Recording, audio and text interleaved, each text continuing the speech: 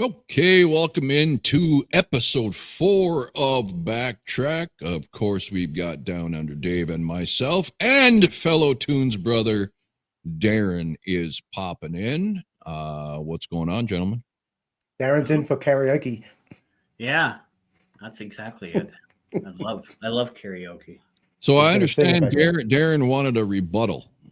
Yes, that is the main reason why I'm here. I watched your first episode and you felt it necessary to call me out.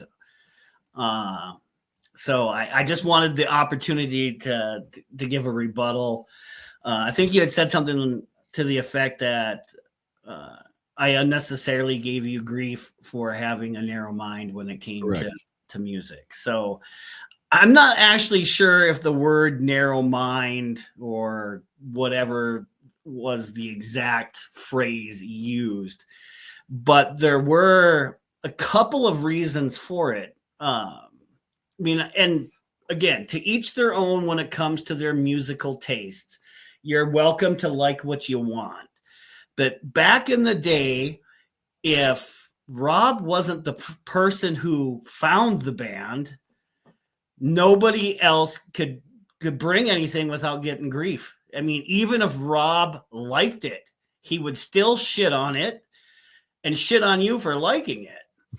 And I have 3 fucking examples that I could use. 2 from back in the day and 1 from fairly recently. So there was a band, and I know they're still going. And Heaven's Edge is that band, is one of them. And Rob's friend Dan Paul is the one that introduced it to him. Rob shit on it, chastised Dan for doing so, and then proceeded to play that tape non-fucking stop. The next one was Hardline. I introduced Rob to Hardline, and Rob wanted to throw the cassette out the fucking window. Hated it. Absolutely fucking hated it. And about a year later, he shows up in his fucking Trans Am or Firebird having that fucking album cranked. It grew on me. Yeah. Yep. And then Ghost is the most recent example. Okay. You completely shit all over them on a fucking podcast, and now they happen to be one of your favorites in the moment. I'm not saying of all time, but Okay, but to be fair, if you go back and watch that Ghost video, I said on there, I really don't even know what the song sounds like because I can't get past the visual of the gay dancers. I recall that. So, that one you get half credit.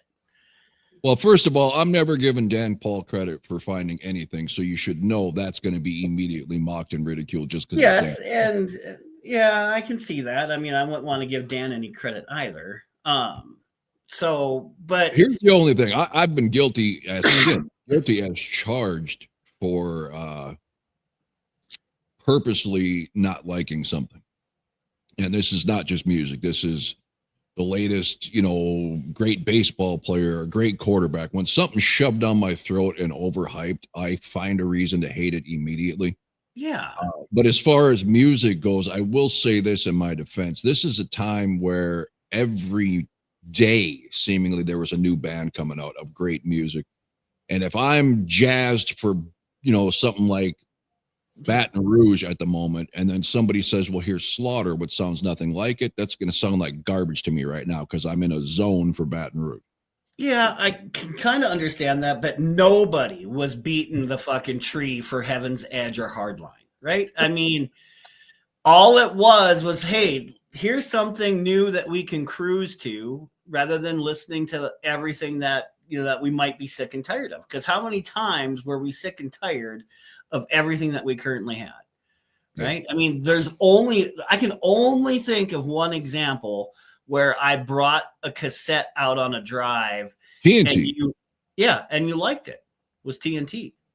And that's the exact reason why I never share the shit that I listen to, because to me, I get the impression that you're thinking that I'm saying that they're better than Kiss or the singer's better than Paul. And nobody is saying those fucking words. But I think somehow your miswired brain, that's what you fucking hear is, hey, here's the newest band and they beat the shit out of Kiss. You have to like it, which isn't the fucking case. I cannot confirm or deny anything he's saying. But my biggest beef was that you took that and ran that anything I didn't already listen to, I didn't like, without understanding that since you and I were in the same town spending all our time together. I should add the caveat. Music, I've you been didn't into hear country them music. first that you didn't like them. I mean, I need to add that. Okay. Well, maybe to an extent, but usually you got to realize, people, this is the same guy who came to me with Coheed and Cambria and Theory of a Dead Man and thought I was going to like it. I never said I like that. Theory of a Dead Man. Shut up. I never said that you would like it. You asked for suggestions or said, okay, we've done these bands, which, Scott picked or that you picked or whatever. Give us something. Because even if I don't like it and we can shit on it, give us something. So I gave you something, and we still didn't fucking do it. No, we couldn't get through Coheed, man. I don't even know. But you can listen to the other shit that Scott puts up? No, I listen to like 30 seconds to 45 seconds, and then I just shut it off and go to the next song. And that's how bad Coheed was for me. It was just synthesizer hell. I just couldn't take it. Yeah. The only problem with that on Pantera was the next song sounded just like the 30 seconds. Pantera was worse than Mob Rule. That was I wouldn't go that far. Close. I mean, I definitely didn't enjoy listening to that at all. But Mob Rules, I still have nightmares about that fucking album. But at least those songs had some choruses to it. Well, that's why we're doing this show, because music like that we will never understand. Yeah, and we won't be doing it. Yes. So who goes first today? You do. I do. Okay. You're the evens. Let's see if we got something that maybe Darren can handle here. Islands in the stream. Is where Dave got drowned. Okay, I think Darren can handle this one. I do not have the year. Why do you assume that I don't like music from this genre or from this age? Because I've never heard you ever talk about music like this other than refer to my opening monologue as to why. Because you would probably I'm not saying you tried to push it on me. I've never heard you talk about the music you listened to in your youth. You've always said you were from a small town and you really didn't have music to listen to on the radio stations and stuff. So I was assuming this stuff, since you don't like Islands in the Stream and you don't like country or the easier non-rock stuff, that you naturally wouldn't like parent music. The country that I grew up with, I mean, not this new shit. I mean, Kenny Rogers, I liked Kenny as a kid. I mean, like I said, I didn't own a lot of albums as a child, right? And neither did my parents. My dad wasn't much into music. My mom, my dad would listen to the Oak Ridge Boys, and Edgar Winter, I think. Or was it Edgar Winter? No, something with Winter. It wasn't Edgar Winter. It was something with Winter in the name, I'm pretty sure, last name. Okay. But my mom was like into BJ Thomas and Alabama, and my sisters were into, like, my oldest sister was into Elvis, and so I had some introduction to music, and then of course as a kid, pop radio. But there was plenty of stuff that I would still listen to. Gotcha. All right. But we'll see what you got. I think you'll like this one. I'm sure you know this song. I'm sure most people do. 1975, and the way we do it here is we don't spoil what's coming up. We just go ahead and throw it out there so everybody can sit, on the edge of their seat and try to guess what we have coming up. By the way, Darren will give anybody $100 if you can guess the name of the song and the artist I'm about to play before I play it. All right, here we go.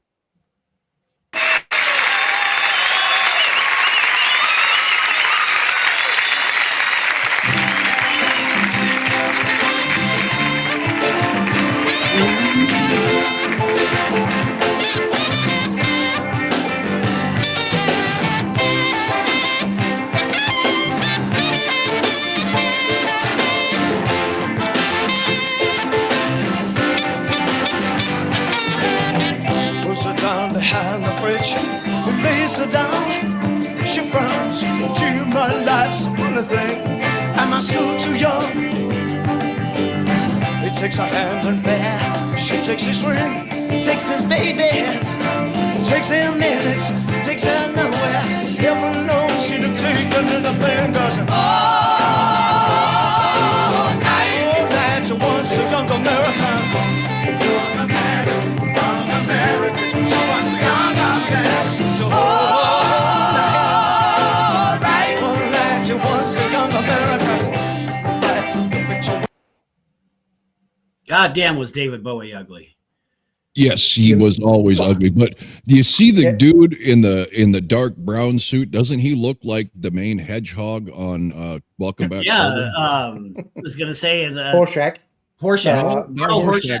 The lead dude. Yeah. John Travolta. No. Anyway, Young It's America, David Bowie. I don't know this from my 45 collection like everything else. I know this, and maybe Darren will remember, even though he was 80 miles away. I'm sure he came to Bismarck to do shopping. We had a store in the mall called Young American, and this was the theme song for their commercials that were on the radio seemingly every 5 minutes. And I grew to love this song, not knowing it was David Bowie, not knowing it was an actual song. So that's my history with this, but a great tune. Yeah, I remember that store in Kirkwood. Yeah. So definitely. Yeah, I mean, obviously, I wouldn't be able to tell you when the first time I heard this song was, but, you know, and Bowie's an artist that some of his stuff I really like and some of the stuff I really don't. But this song, enjoyable. Dave. Yeah, no, I wouldn't say I was a big Bowie fan, but I like a lot of his catalog. I went and saw him in concert in, I reckon it was about 2005, 2006, and he was absolutely brilliant. So, Jeez, how much did that cost? I would have been probably about 120 bucks Australian, so 60 or 70 American back in the day. Wow, that's not bad at all. Hmm. I would have thought in the 2000s he would have had them, sky high ticket prices like every legendary act. No, we're pretty good here. I mean, our biggest problem here is actually getting people to stop in Adelaide. So, a lot of the big acts just do Melbourne and Sydney. And that's it. Well, how big is Adelaide? We got 1 million people here. Okay. So Metallica were here the other night. They got 50,000 people. So, okay. All right. Well, let's finish David Bowie. No, she spies the slinking vagabond. The curses as a passes a Ford Mustang. Never knows she take anything, but the beacon is tied up for nothing. Saying nothing, he cuts his hand. Showing nothing, it goes like a song she cries. Where have all my heroes gone? All night he wants a young American. Young American, young American. She wants a young American. So all night she wants a young American. All the way from Washington, breadwinner stays at the bathroom floor. Live for just these 20 years. Do we have to die for the 50 more? All night he wants a young American. Young American, young American. He wants a young American. So all night he wants a young American.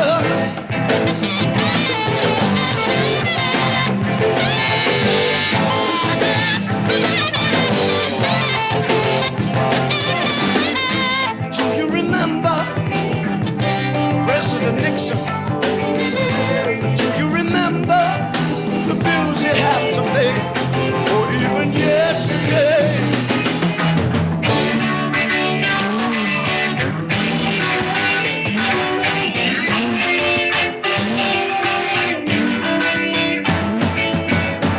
Have you been with the young Americans? You and your idol singing both sets over.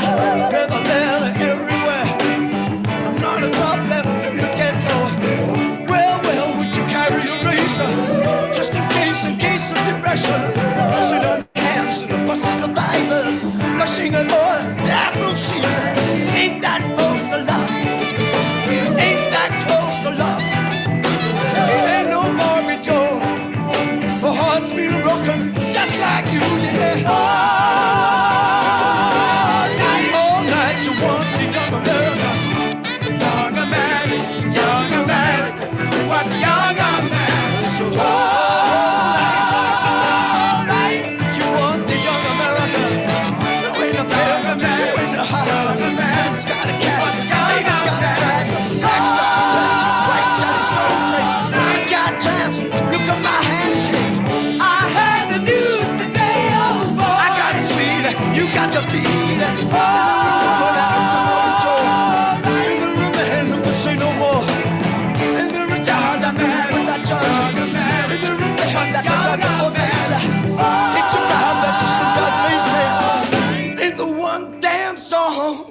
that can make me break down and cry.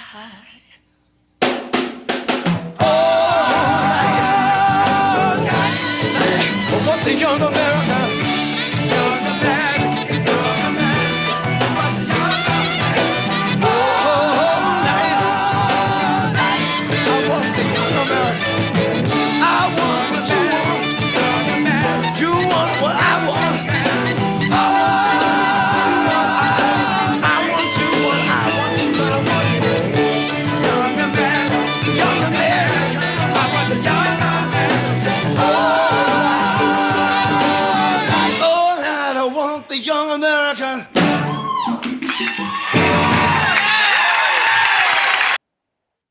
Okay, complete with the ladies' suit jacket with the shoulder pads in it, right? I just noticed that towards the end.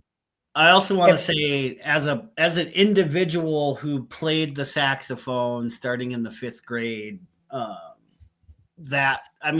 I generally like rock music if it has a sax in it, right? Be able to have that. I don't want to call it a solo, but at least it's prominent, in parts of the song, and that's definitely enjoyable for me. Eddie and the Cruisers. Yes, absolutely. Okay, well, there we got David Bowie and all his goofiness. He was definitely a strange dude. What was he, Iggy Star or something like that? Well, I mean, you can definitely say Ziggy Stardust. Ziggy Stardust, yeah. You definitely say you had a look. Yeah, absolutely. So, you got Mick Jagger's attention. Yeah, well, he did. Yeah. More ways than one, eh? Yeah. All right, Dynamite Dave, what do we got? We'll try not to go there, though. Yeah, right. I am going to go. Well, it's funny because Darren just said something. So it's pretty apt that I brought this one up. So this is from 1979, a massive hit, both here and there. So Darren, I like this one.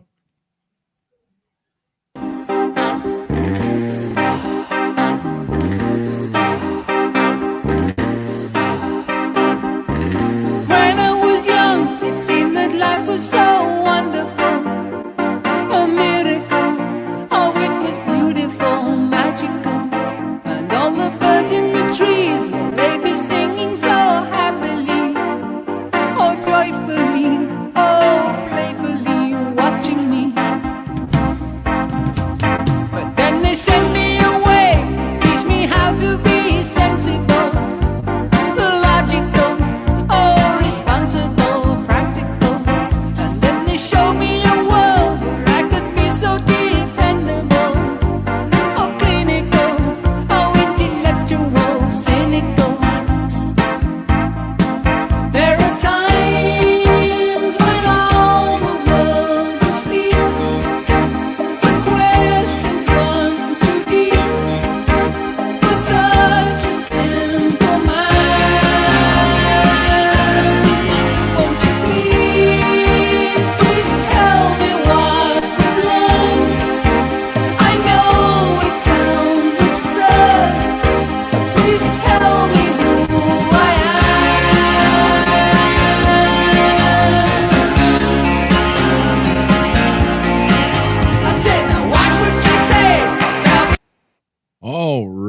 Supertramp, loads of named after Rob. Thank you. Many songs that I didn't know were them that I discovered over the last handful of years were them. So, and weren't they a super group? No, not really. I mean, they started life sort of like a prog rock group and sort of got more poppy as time went by. No, I mean, I thought it was like big members from other bands came together. No? Okay. No, just people that got together, but had a huge amount of hits, especially through those late 70s, early 80s. What, Breakfast in America? Oh, it was a great album too. Dreamer. Yep. It's Raining Again. Yeah. Take the Long Way Home. And there's another one I was actually going to put in my list tonight, and I forgot which one it was now. Give a Little Bit. Yes, Give a Little Bit of My Life, Love. Yep. Yeah. Give a little bit of my life for you. Yep. Darren Supertramp, we're about to embark on a saxophone part pretty soon. Yes. Which is why I thought it was funny when he said it. I thought, I should put this one up now then, I suppose. All right. Well, good. No, Darren? Yeah, no, Supertramp, again, I don't know a ton of their catalogs. I know their hits and I've enjoyed them. So I don't have, like I said, this is a good tune. All right. Let's pick her up. Calling you a radical, a liberal, oh, fanatical criminal. Oh, won't you sign up your name? We'd like to be your acceptable, respectable, oh, presentable, a vegetable. Oh, take it, yeah.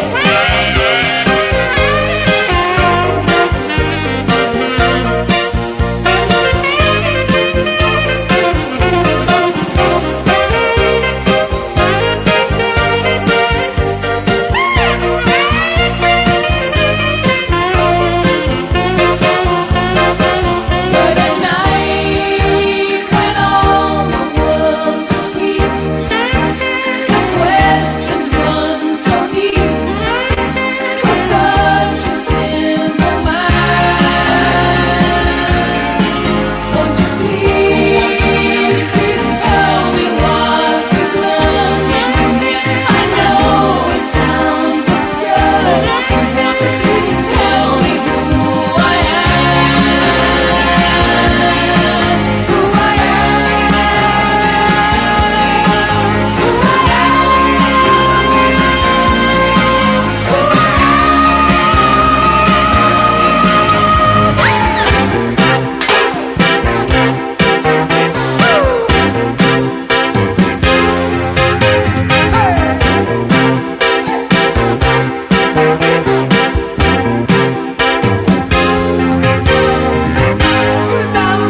so logical.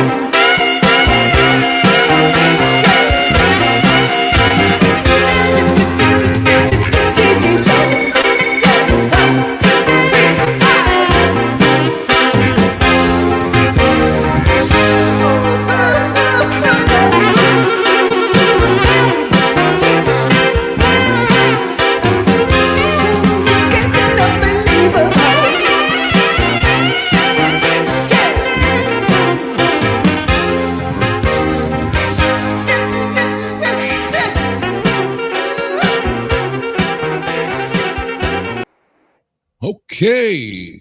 I've got one to stick in 1980s where we're at, right? Well, that was 79, 80, I suppose. So. Okay. Well, while we're in that vibe, and we will go back into the 60s and 70s, it just happened that I have a 1980 as well ish. Does it have a sax? No, it has keyboards though. Okay. Okay. I'm sure you'll all know this, and this will probably get us blocked stat, but we're going to give it a shot anyway.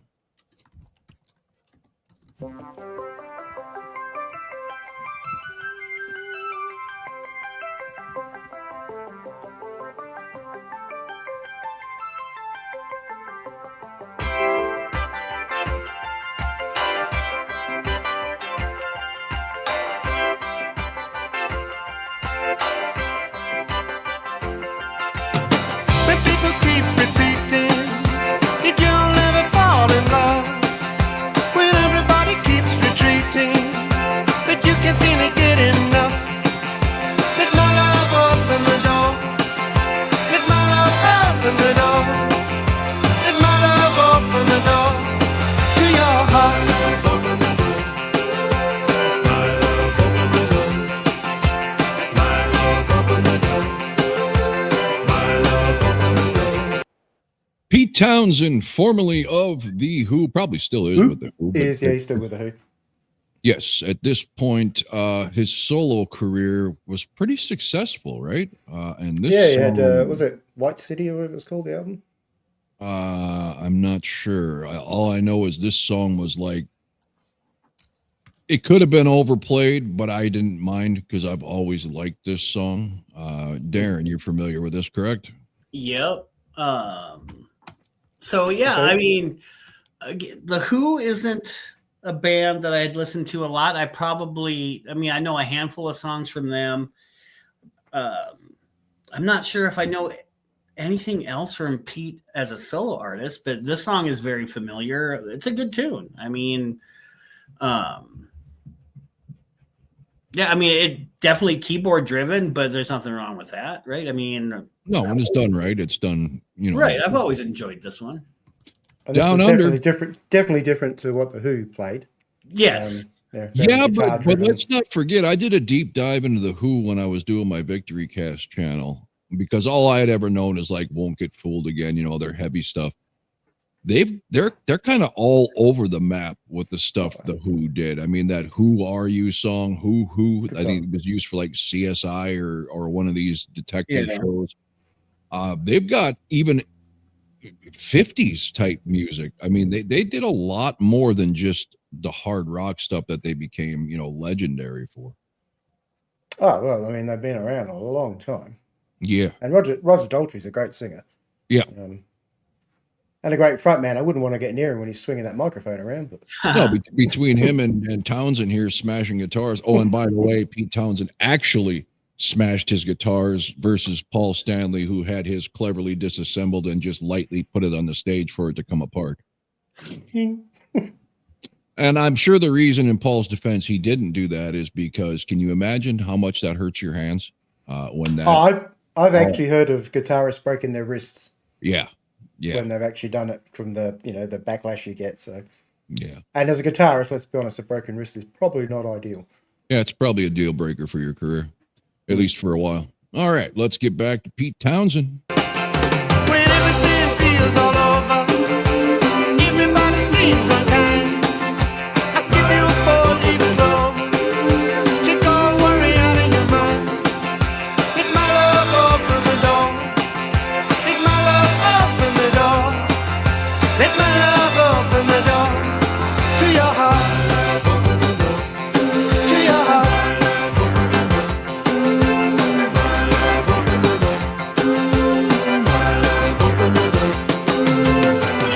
The only key to your heart, I can stop you falling apart. Try today, you'll finally swear. I'm gonna give me a chance to say, let my love open the door. It's all I'm living for. Release yourself from misery. There's only one thing gonna set you free. That's my love. That's my love. Let my love open the door. Let my love open the door. Let my love open the door. Let my love open the door. When tragedy befalls you, don't let it drag you down. Love can't cure your problem. You're so lucky I'm around. Let my love open the door. Let my love open the door. Let my love open the door to your heart.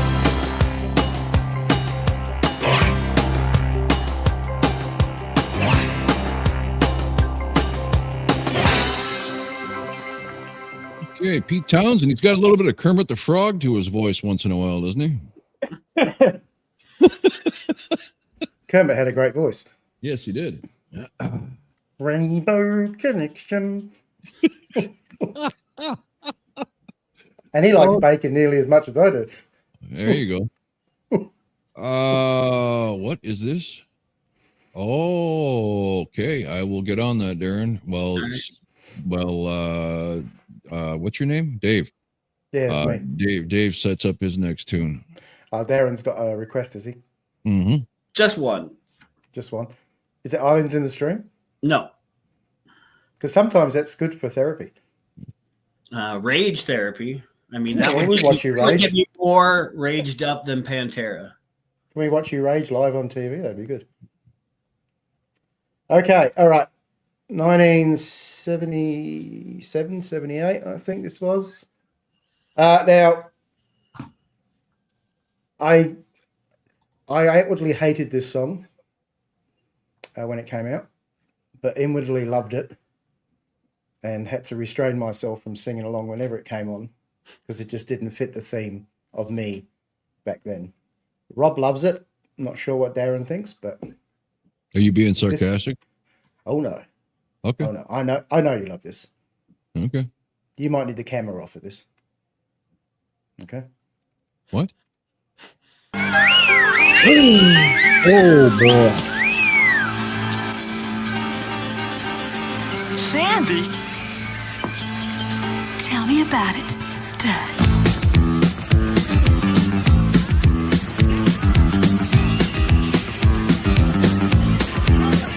I got chills, they're multiplying, and I'm losing control. 'Cause the power you're supplying, it's electrifying.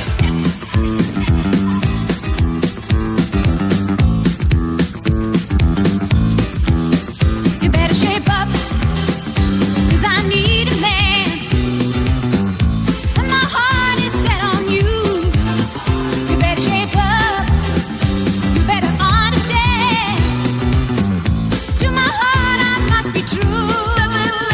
Nothing left for me to do. You're the one that I want. Honey, the one that I want. Honey, the one that I want. The one I need. Oh, yes, indeed.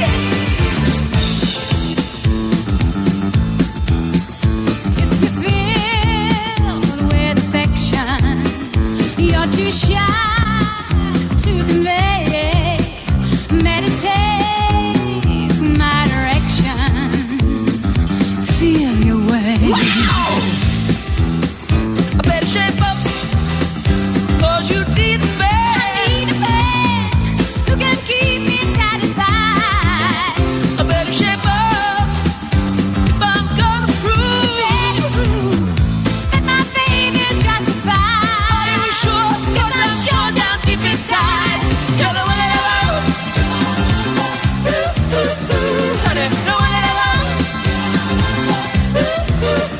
Honey, the one that I want. The one I need. Oh, yes, indeed. You're the one that I want.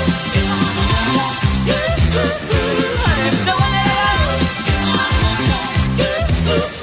Honey, the one that I want. The one I need.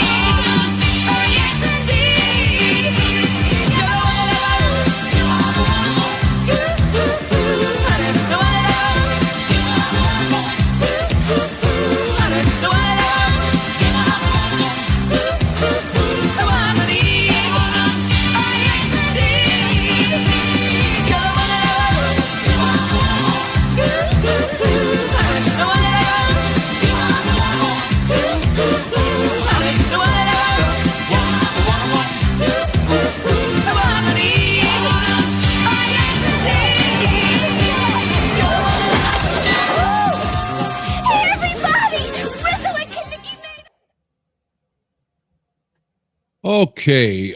Contrary to what most men may think out there, I actually do not get excited by that version of Olivia Newton-John visually. I hate the poodle hairdo where she stuck her finger in a light socket. I think she looks terrible in those spandex lycra pants. I would much prefer dating her in her school cheerleader outfit with her straight hair. But nonetheless, an amazing song from an amazing movie that makes me now just want to go watch the movie. I just love the bass in that. That song is just, hypnotizing, I think. Yeah, it's just like always I said- struck me odd. Even as a kid, everybody is like, "Oh, look at her now." I'm like, "Dude, you look worse now. What did you do?" Oh well. No, I think Olivia, to me, I said, was always the girl next door look is the best look for her. But Yeah, well, I think what really kills it is that hairdo. That's terrible on any girl. Darren, Grease. No, I have. So it's a guilty pleasure. I like the movie Grease. It's got a great soundtrack. So I mean that's something I grew up watching as a kid. I know there's people nowadays who crap all over it. You have to understand when that movie was made, the world was different. So yeah, there are a lot of things that happened during that movie that again, wouldn't get made today, but neither would half the shit that I grew up watching as a kid. Yeah. I mean, absolutely. Ortiz. I mean, what the hell is Toshiro, Pan Down, I Want Bush. Revenge of the Nerds. Revenge of the Nerds, right? There were so many movies as a kid that I loved that would never make it today. But yeah, Grease is I mean, and she looks different. Obviously, it was now that bad girl look at the end. But I still, I mean, if I could die and come back as anything, it might be those pants. I mean, she's always been very, very attractive. So yeah, and one of the best set of pipes I think I've ever heard on a female. Yes, Dave, you're near and dear to your Aussie Olivia Newton-John. Yeah, well, like I think I told you before, it took me 5 years to watch this movie. So when this came out in the '78 period, there, I was sweet and Kiss. I was just getting into the heavier music. This just seemed so, so commercial, and everybody loved it, and you couldn't get away from it. And it was just like, no, it was like ABBA. I wasn't going to listen to it. Go away, leave me alone. Not watching. See, I didn't get to where you were, and maybe how old were you when this came out, roughly? About 14. Okay. Maybe that would have been the difference. I didn't really get into that. I have to hide my non-metal likes until I was in junior high. And this was out in my elementary years. So I didn't care. Great music was great music for me, at that age. I was tough and I had a reputation. And that was just going to kill it. All right. I've got Darren's request here. Oh, what is it? What decade? This is a good time for full disclosure here. We have launched on Patreon. At the time right now, it is free for anybody.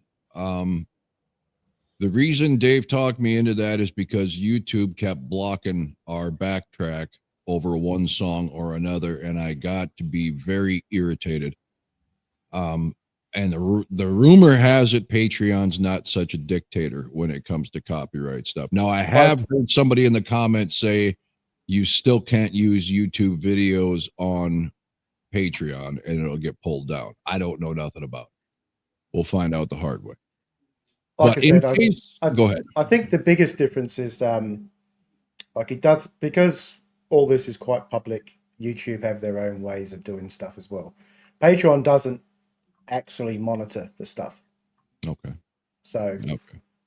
And if you have memberships, people don't usually just join every channel to be able to see. Long story longer, the content will still be available on YouTube, but Backtrack to start with, eventually some Tunes Brothers stuff. It is a Tunes Brothers Patreon channel with Backtrack as a collection you can watch. So you'll still be able to see Backtrack here and there. And saying that because in case this gets blocked, which I have a good feeling it will, you can still watch this full episode on Patreon. The reason I say that is because what Darren has requested, I found only the artists themselves with the actual video. No other users. The other users have an extended version by 2 minutes. Looks like the same video, but of course extended. We probably won't play the whole 6 minutes if it gets to be long. I don't know what makes this guy so special or why he or his publishing owners think their poo-poo don't stink. But nevertheless, this from the mind of Darren. If we go cable, maybe we get a cable channel. What's that? Do you have any idea what have a cable? What? This is from 1978. Dave keeps interrupting me. So what is it? What did you ask? What'd you ask, Dave? I was just saying maybe we could get a cable network going. But what did you ask? What did you ask? What year it was from? Oh, it's from 1978. Okay, I know the song. I just wasn't sure of the year. Okay, here we go.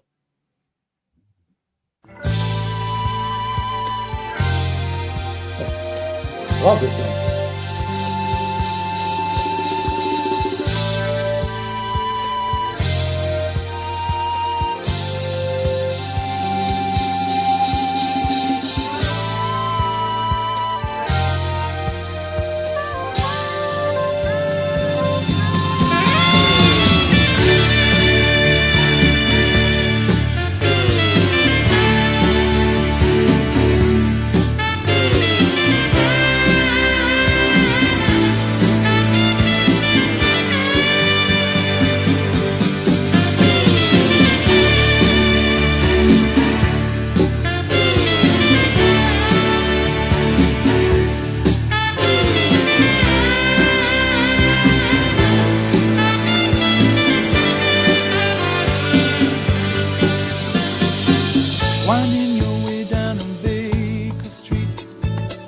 light in your head and dead on your feet. Well, another crazy day.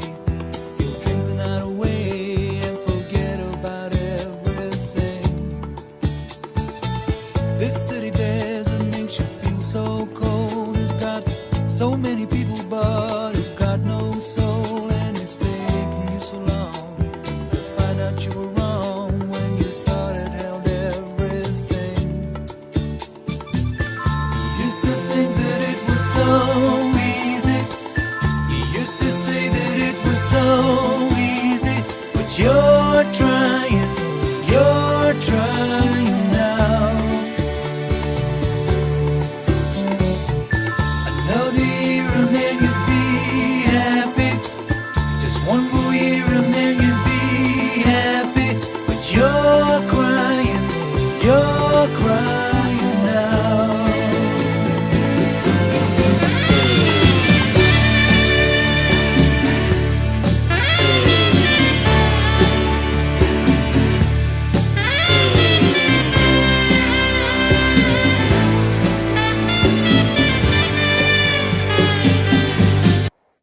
Okay, Gary Rafferty, probably the most recognizable sax riff, I guess, or whatever you want to call it. I think this has been used in 175,000 different movies. Just a legendary sound. What made you settle on this, Darren? Well, I mean, not only is it a great song, and I've listened to it for a very long time in my lifetime, right? As a saxophone player, this song always stood out to me. Again, you said it's really recognizable, right? And now so Jerry Rafferty was one of the members of a band called Steelers Wheel. So this was his solo stuff, right? Without Joe Egan and Steelers Wheel, they had Stuck in the Middle with You, I think is what they're most known for. But I mean, I think I'd probably heard that song first. I didn't know, Jerry Rafferty by name. It wasn't until years later I found out that he was a member of Steelers Wheel. But this song, you guys played a couple of songs that had sax in it, and just made me think of this song because of the tremendous saxophone playing in it. Coincidentally, Stuck in the Middle with You was used by Tampax for a theme song. Dave, Jerry Rafferty, whichever one, you familiar with him? Yeah. Yeah, well, it's in my playlist for future Backtrack, so I stick that in the used one now because Darren's going to take it. I think when you put it on, I thought, love it, but of all the songs he picks one that I've already downloaded for future reference. Well, you'll just have to get over it. No, right. It's all right. I can use something else now. It's all right. Yeah, great song. As I said, I love the song. And you right, that sax solo or that sax riff through it is just, I don't think anyone would not have heard that. Right. Kind of reminds me of Clarence Thomas's player, not Clarence. Clarence, that's the judge. Yes. Clarence, Bruce Springsteen's sax player. Oh. Clarence Jones? I just know him as Bruce Springsteen's sax player. No, he was a big deal. He played with a lot of different acts from the E Street Band. Yeah, E Street. Right. That would be Clarence Clemens. Clemens, there you go. Roger Clemens' uncle. All right, let's get back to Jerry Rafferty.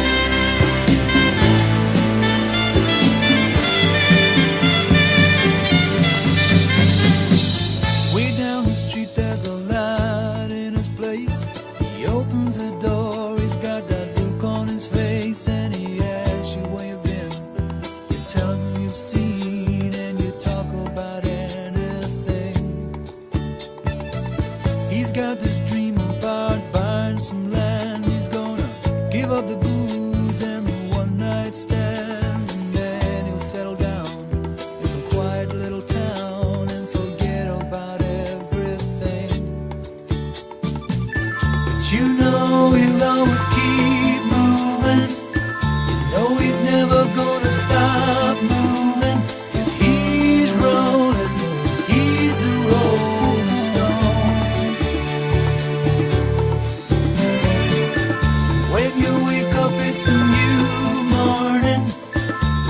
sun is shining, it's a new morning. You're going home.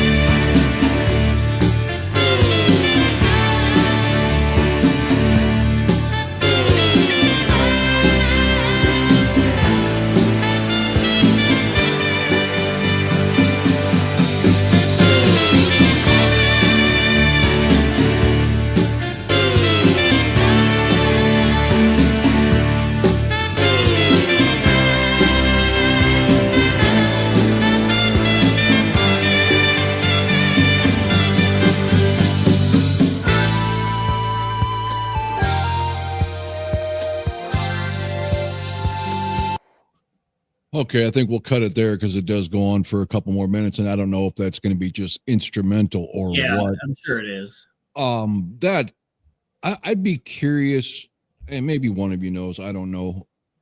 It seems like that would have been a song written around that sax riff, right? That is such an amazing riff that I would think he'd say, "Well, look, I wrote this riff. Can you guys do something with it?" Versus, "Oh, here's our song. Can you come up with a quick sax fill?" And the sax fill destroys the rest of the song for, being that much more memorable. I guess I don't know. I would tend to agree with you. I mean, that would be amazing if he just came up with that fill to fit that song, because that is such an amazing riff. the rest of the song builds into that sax, right? I Yeah. mean, it builds up into it, and that sax just takes it over the edge, right? I mean, it's Yes. almost like it's part of the lyrics. Yeah, it's I so mean, powerful. I would- The song is good too without it. It's But quite I would- possible that the sax player had something that he played, right?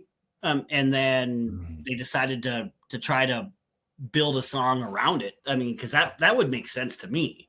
Yeah. Um, But if he came up with that just as a side note to that song, holy cow. right. I mean, geez. What came first, final the chicken or the egg? Yeah, right. Okay, Darren, you Exactly. sticking with us or you checking out? What are you doing? Well, how many more do you guys got? We we'll never see. really know. We're at 50 Okay. minutes, so maybe a couple more each. You know what? I'll stick around. All right, Dave, you want to remove that from the stage there? You put it up, not me. I did not. You put it up. I didn't put it up. I You did too. did. That's what I said. I put it up. I need to remove it. Whose turn is it? Yours, Oh, yeah. because that was Darren's. Okay. And you played Grease, right? Before Tell me that? about it, stud. Stud. Okay. Now I got to get back to my regular scheduled folder.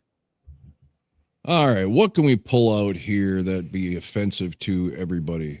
That's Blazing Saddles, isn't here's- it? Let me whip it out. All right. Here's one of my. Go ahead. Hold on. Go ahead, Darren. I have an answer to that question. Really? Yes.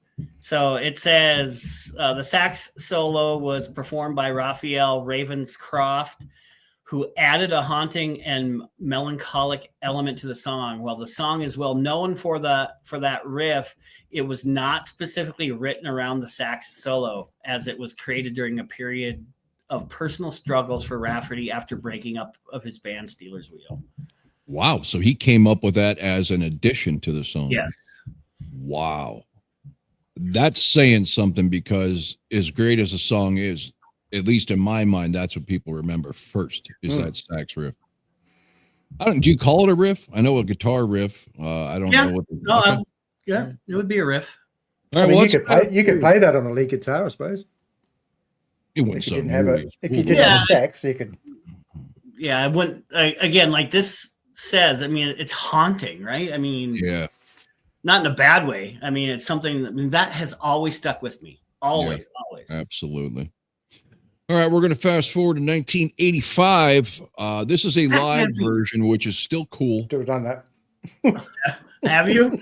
Yeah, we've already done that one. I didn't know that. Which one? Pac-Man Pac-Man Fever. Fever. Oh, we did that already.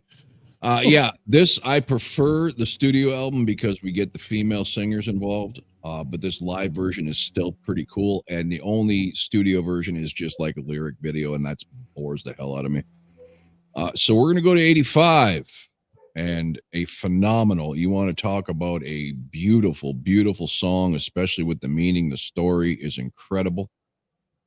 So here we go from two legends who teamed up to bring you one amazing song. As soon as I get back to where I was, and here we go. Transition to Mr. Willie. I'm always high Nelson. An amazing, amazing, emotionally powerful song from Ray Charles, not Stevie Wonder, Dave. And Willie Nelson. You guys heard this? Absolutely. It was just a joke we always used to have, you know. I know. That's the other blind guy. But personally, I actually thought Ray Charles had a better voice anyway. So Absolutely. Yeah, I absolutely love Ray Charles's music. I mean, he has so much out there. Yeah, I mean, and it kind of runs the gambit, right? I mean, he's got up tempo, he's got gospel, some almost country stuff, right? I mean, his blues stuff, jazz stuff, so much, and you know, such a great performer. Willie Nelson is my mom's favorite artist. And over the years, I mean, I've had to sit through a lot of Willie, and he's growing on me too. Me too. He did. He grew on me over the years too. I never used to care for his voice. Right. It initially his voice definitely rubbed me the wrong way, right? So, but he's definitely growing on me. Especially now in the stage of dementia that my mother is in. Every time I hear Willie, it makes me think of better times. Well, I think you made Dave's 10-year-old juvenile comments highlight real. it's just you said I've had to sit through a lot of Willie, and I should have stopped. That sounds like a Lou comment. Yeah, not as much Willie as you've had to sit on. Well, I sit on a lot of Willie here. You heard this down under? Yes, we heard this down under. Like I said, I've always preferred Ray Charles to Stevie. He's got that bit of grit in his voice as well. And I don't mind Willie Nelson.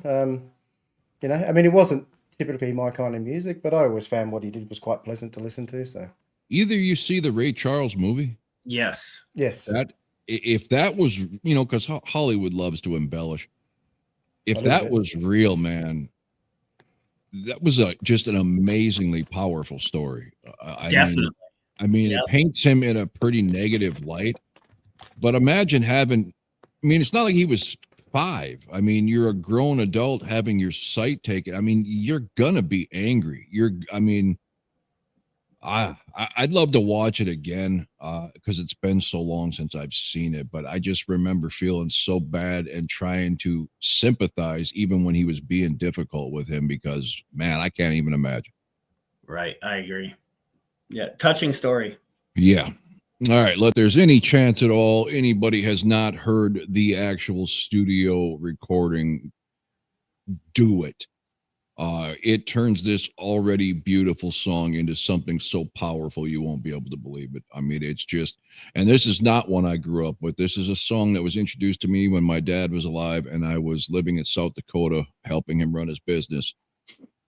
And one of his best buddies named Stan would always come in and they'd sit and play cards and rib each other all day. And I'd just get a kick out of him. But Stan introduced me to this song. And this is absolutely one of my favorite songs ever since. Anything else on Ray Charles, Willie Nelson, 7 Spanish Angels? No, it's a classic. It's a damn good song. Okay, then it is over to Dave. He normally blames me for bringing the mood down. Yeah, I don't do it very often, but that it's already kind of bummed me out because it makes me think of my dad, and it's just it's right. Bittersweet. Then I should lift the tempo a bit. Yeah. Okay. So we're going mid-70s. This is another song from a movie, a massive, massive hit, and maybe the start of it all.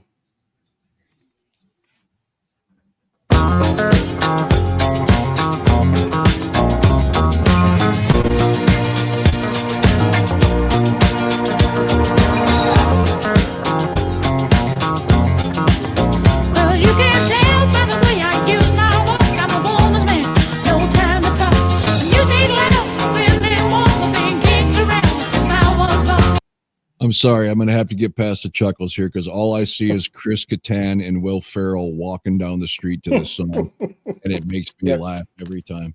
All right, here we go.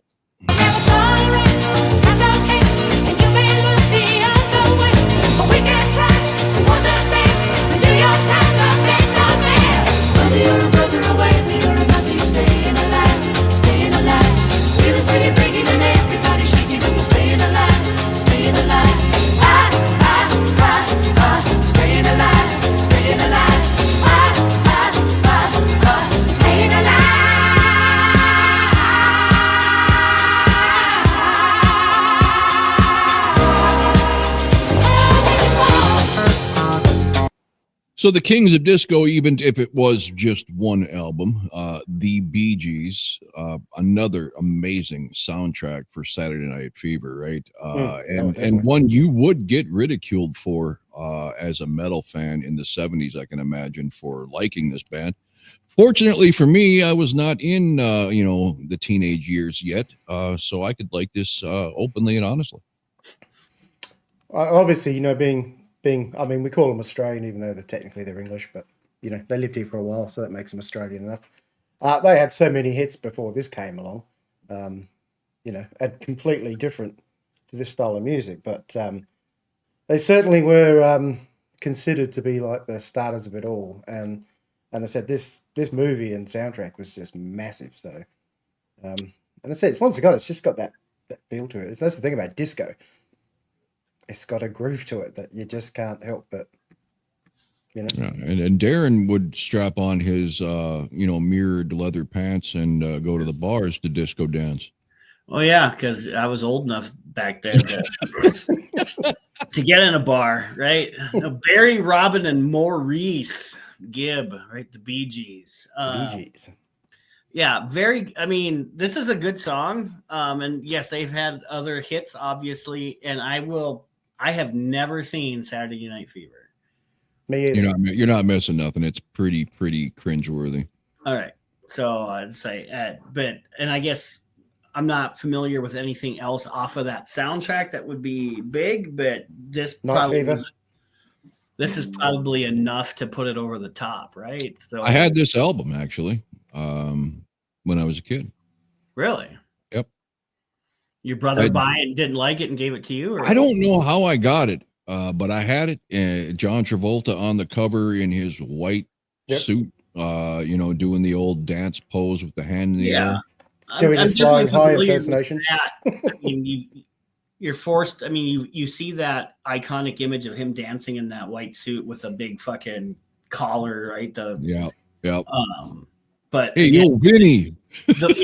The movie Airplane with that parody with Steve Guttenberg, that's the one that always comes to my mind. Is after Grease, Travolta was in a lot of bad movies, right? Like Urban Cowboy. Oh my God, was that cringeworthy? I think at one stage he was almost unemployable. Oh, he was. I mean, he had done so many poor movies. I think it was Look Who's Talking got him back. Into a little bit, and then Pulp Fiction, obviously. Well, all of those guys at one point, like Rocky, after the Rocky movies and First Blood and stuff, then all of a sudden he just stop or my grandma will shoot. I'm thinking, what in the God's name is this? Horrible stuff, but great song, and let's get back to it.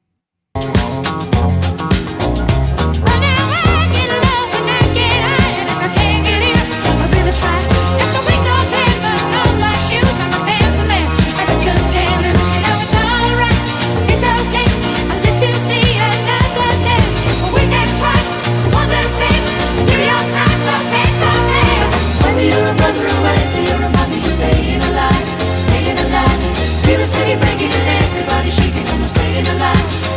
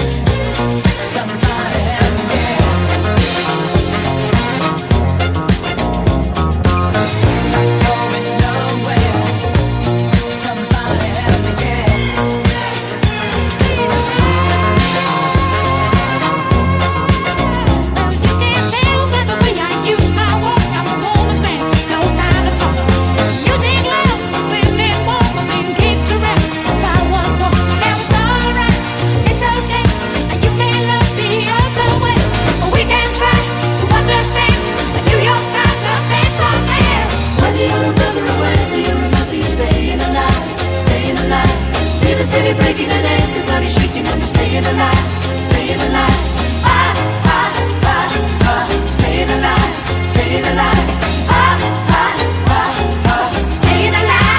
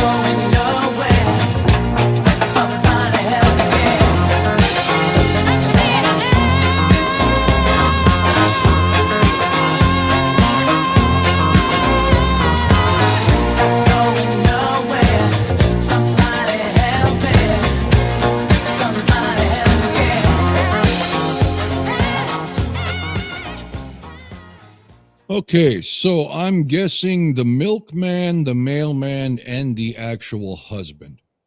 No way were all three of these gentlemen fathered by the same father, right? They don't look anything alike whatsoever.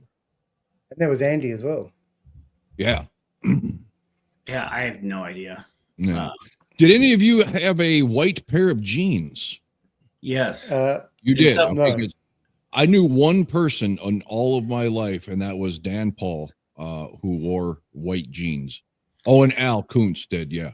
I had a pair, and as a matter of fact, that weekend where we stayed up for like 72 hours in Grand Forks while your brother was playing games over. Is that when we met Stumpy? Yes, where your Okay. longtime girlfriend. Yes. I was wearing a pair of white jeans on that trip, and some jackass spilled Coke all over me at Denny's. David. No, you. It was just you and me. So now I had a pair of white jeans with a cola stain on them. Exactly why I thought Well, it would be a bad idea to have white jeans. That's why I would have been worried. a clumsy fuck as a friend. I mean, I'd be worried about shark stains on the back. Well, yeah, that too. I just know how hard it was just keeping like a white sweatshirt clean or a white t-shirt, let alone a pair of jeans. But My sister had a pair of it. okay, But they had tartan okay. stripes on them for the Bay City Rollers. So. I don't know if you saw what I put in the private chat, but there is a mashup of I this just song. looked at it. I just looked at it. I have not seen that with Back in Black, but I have heard it through the grapevine with Round and Round. Yes, that's cool too. Yes. But this mashup between Back in Black and Staying Alive it's fucking funny. Just how they sync up. They did a It's good job. amazing. It is that rat one blew my mind because if you weren't seeing them flash between the two groups, you'd think that's the way the song was supposed to be. Right. All right, so I got one more, then Dave's got one more. And let's see, where can we go here? Well, let's go way back to what, 67 or 68, I think my video says. You like Just doing this too, because, don't and I didn't even know this until my brother pointed out a couple years ago what the story's really about. And it just blew my mind. But let's see if you guys know where this is going.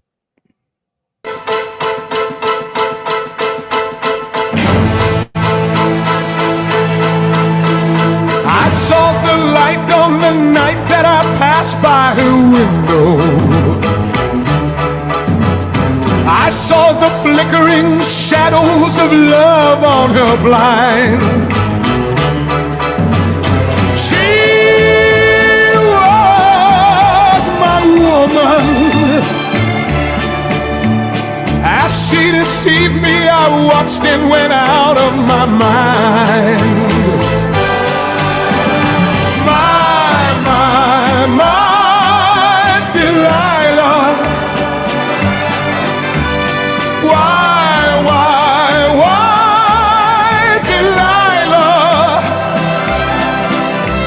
I could see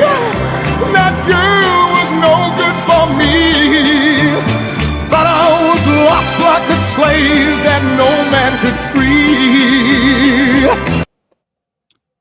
Tom Jones Delilah, much better than Paul Stanley's modern day Delilah piece of Domestic violence 101.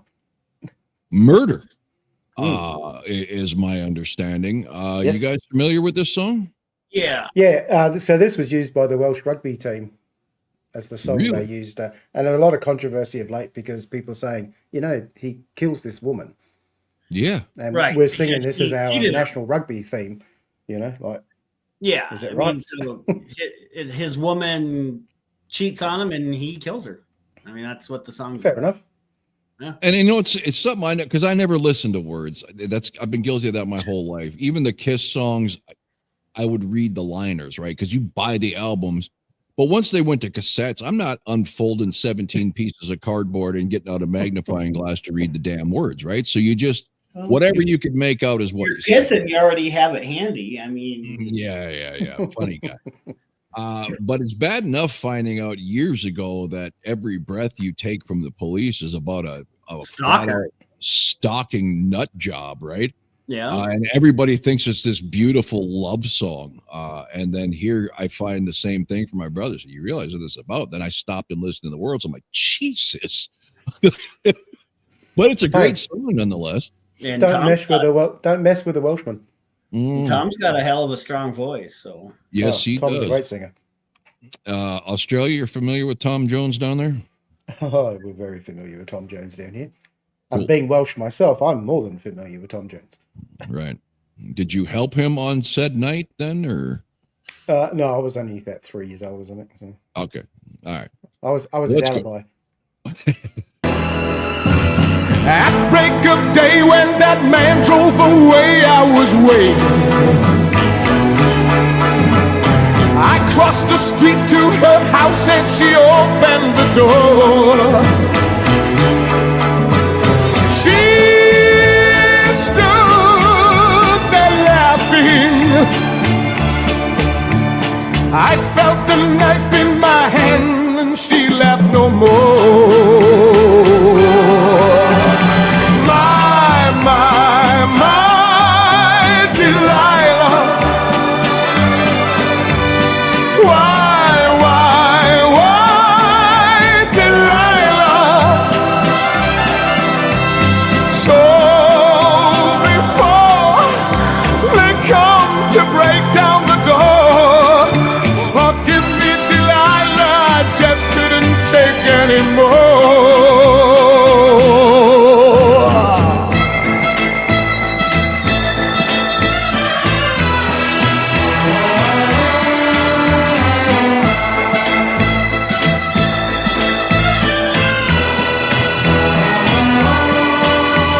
She stood there laughing.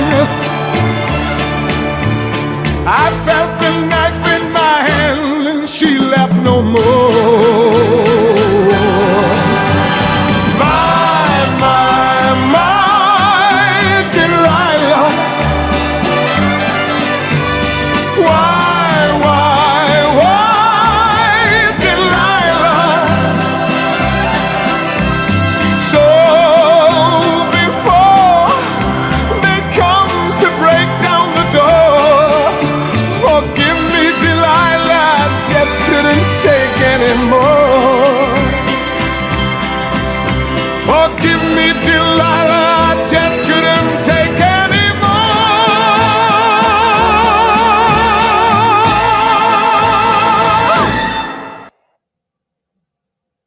Okay, I just kind of put something together here. Bitch got what she deserved. Either of you, I can't help but notice after we were talking about what a song meant, the Mexican horns, right? The Mexican style music. Either of you watched the TV show The Shield? I think I've Michael Chickler? seen the first season and that's it. Okay. There was an episode in there, and they ended up talking. There was, and this turns out to be true. I was just looking it up. It's called Narco Corridos or something I can't pronounce. It's a style of music from Mexico where they would basically confess their violent crimes, sometimes tell where the bodies are buried or whatever in song fashion. And in the show, they were following these songs to find out where bodies were buried.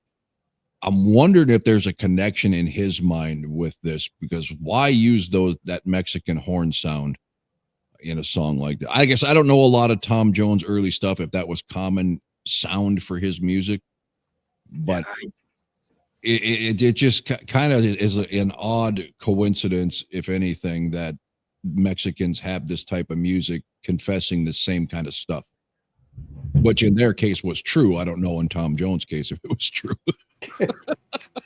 I don't think he wrote it, so he's just singing Okay. someone else's lyrics. Yeah. All right. You get last up there, Davey boy. I get last up. Oh, let's have a look. I've got a few to select from, though. Look, because you didn't, I'm going to. Okay, I know what's coming. All right, you know what's coming? I'll say no more. Because he didn't, I'm going to. Yep. So here's my last one.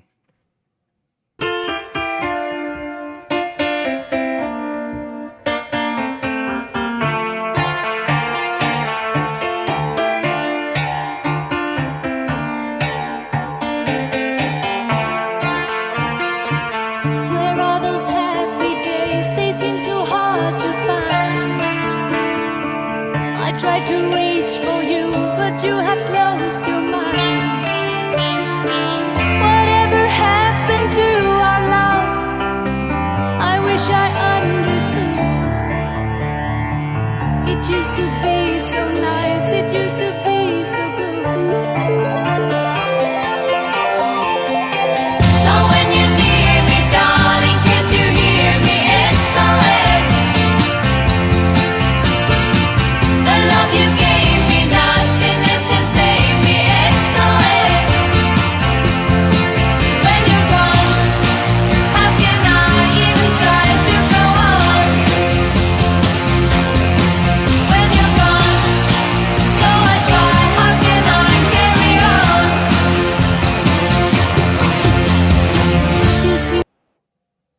Okay, so I will honestly say, as beautiful as she is, this is the first time I've noticed that you could kick a field goal on her front top teeth or bottom teeth and make it. He had them fixed. Okay, bad camera shots there, but an amazingly beautiful song. One of my favorites. Have you guys ever heard of Fozzy, Chris Jericho, wrestler / rock star? He did a cover of this song, and I'm not usually one who likes when something is taken from this type of genre to metal, but he knocks it out of the damn park. I mean, it is epic for what it is. I haven't heard that song, but I've heard a few other Fozzy songs, and it's not bad. I mean, I think Jericho does a good job. I just watched a video of one of their songs just yesterday, maybe Friday, and he's doing some weird twirling shit on stage that I thought looked stupid, but he still sounded good. And he does Quarantine, of course, which covers Kiss songs left and right, which came about during COVID. Anyway, ABBA, SOS. David, where is this in your all-time ABBA greats? I was going to say to Darren, doesn't that piano remind you of Spillways? It does. That's the same piano. Is it really? Mm. I did So not know when that. they recorded that album, that piano is in the studios in Sweden that ABBA used. So he decided to use it for the beginning of Spillways. That's fucking cool. And I love the song Spillways. That's a good tune. I just once again, I just went through their whole, I just listened to like every Ghost album I had yesterday as I was cleaning house. So good stuff. Yeah, we'll have to do another Ghost one at some stage. Yep. Yeah, SOS. Once again, you know, back in the time when I wanted to hate ABBA, but they kept bringing out these fucking songs that were just so listenable. You can't hate ABBA. I don't. Even Scott doesn't hate ABBA. You can't. Outwardly, I did. Inwardly, right, I didn't. Right.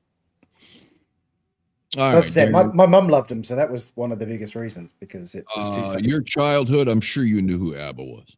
Oh, absolutely. I mean, that's something that I heard a lot of. Again, my oldest sister, I mean, Elvis was one of her favorite artists, but she also played quite a bit of ABBA. And of course, you know, they were all over the place. So if it wasn't shows like Solid Gold and stuff like that, where they would have them on, or whatever, some other music shows. So yeah, I'm definitely familiar with a lot of ABBA songs. I have one of their albums. So it's, and I would have more if I the stores I go to usually don't sell them, you know, the ABBA music, but I think I found one at a garage sale that I couldn't pass up. So, all right, let's get back to it. Whoops, sorry. There we go. So far away, though you were standing near, you made me feel alive, but something died, I fear. I really tried to make it out. I wish I understood what happened to our love. It used to be so good. So when you're near me, darling, can't you hear me? SOS. The love you gave me, nothing else can save me. SOS. When you're gone, how can I even try to go on? When you're gone, though I try, how can I carry on?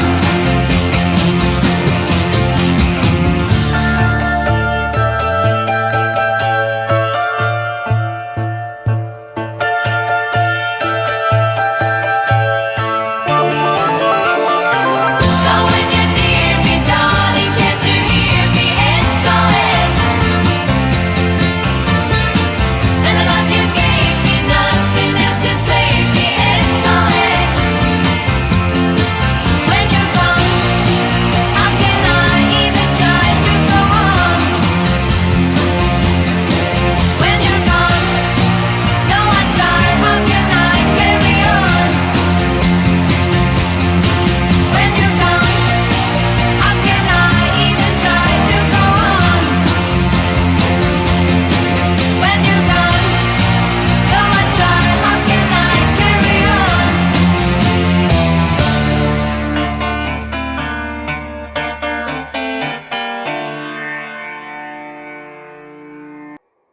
All right, I believe that makes us 4 for 4 with ABBA on Backtrack.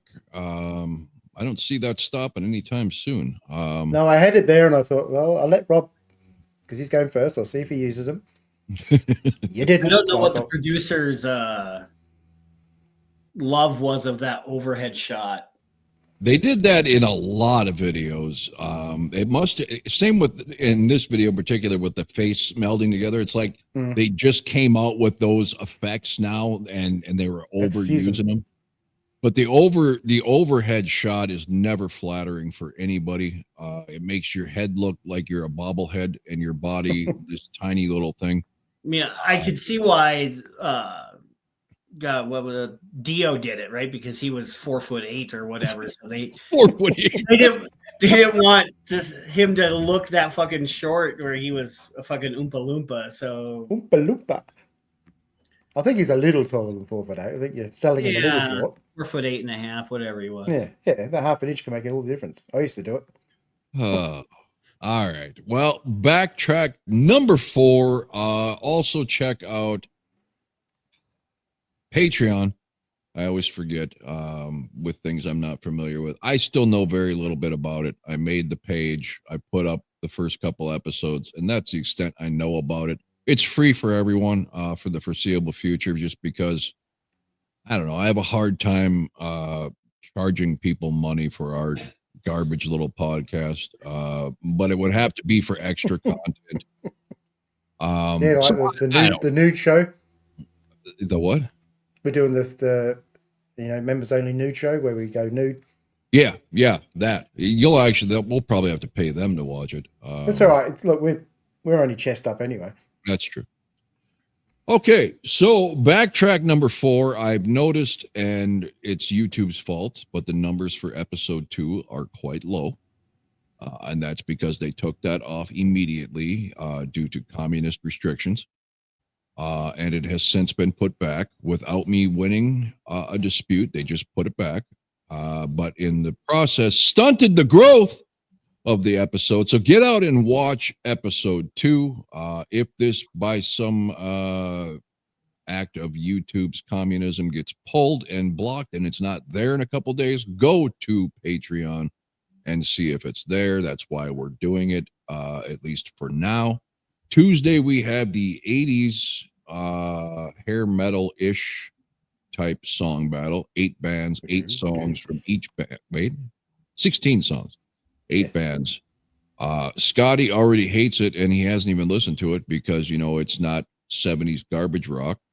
But don't let that dissuade you. It is up on the upcoming stream listing, and you can click the description and get the songs, or you can go to the post in the community section to where I put the song matchup. Do your homework. Give us your opinions. Please do the homework, because if you haven't heard of these bands, you're only hurting yourself. If you like with some of those ones, Rob, I didn't think I knew them, but when I listened to them, right, and even if when you listen to them, you don't know. If you like Rat, Motley Crue, Poison, this type of music, you'll love these songs, because me and Darren are smarter than all of you. And we know these bands because, like Darren mentioned earlier, we got sick and tired of the same old crap we had to listen to. And back in the day, that was a lot of crap. I mean, we had a ton of bands that were everyday bands in mainstream, and we even got bored with it. So we went out and discovered our own. And half of these bands are better than the ones that got the major pushes. Right. And we did that in small town North Dakota, right? Not right. You know, I'm assuming a lot, you know, obviously the people who live on the coasts or in bigger cities, they had the opportunity to hear so much more. And we had to scour to find shit that we could listen to. So right. So instead of popping on the podcast, damn who and all of you, look at that, poet didn't know it, and saying, I never heard this song, but I'll pick this one. Listen to the song. Your lives are not that busy. It is only Sunday today? Yeah. You've got 2 days and a list in front of you on our page to pull up Spotify, pull up YouTube Music, Amazon Music, Apple Music, wherever you listen to your music, and give these songs a listen. And all you got to lose is a few, minutes of your time, but you've got to gain a tremendous new band that you never knew existed. Plus, you'll know what we're talking about. If you've got the time to make the clips, Rob, surely people have got time to push play. There you go. I don't ask you for much. I don't ask you to subscribe. I don't ask you to like. I don't ask you to donate and pay money and give super chats or anything else. I just ask that you have a little bit before you come on, Vake, and say this is crap. How about knowing what the song is before you give your opinion, instead of just relying on a 30-second sample that we put up? All right. I don't assume any of our regular viewers will even watch Backtrack because it's actually music to get this message, but it is what it is. Warren watches it. Warren does? Yeah, well, Warren's awesome. All right, Darren, thanks for joining in. Thanks for your contribution with Jerry, not Gary. I don't know why I think it's Gary Rafferty. In one of the most legendary saxophone riffs of all time, which I'm sure got us blocked. But until Tuesday, everybody, thanks for watching.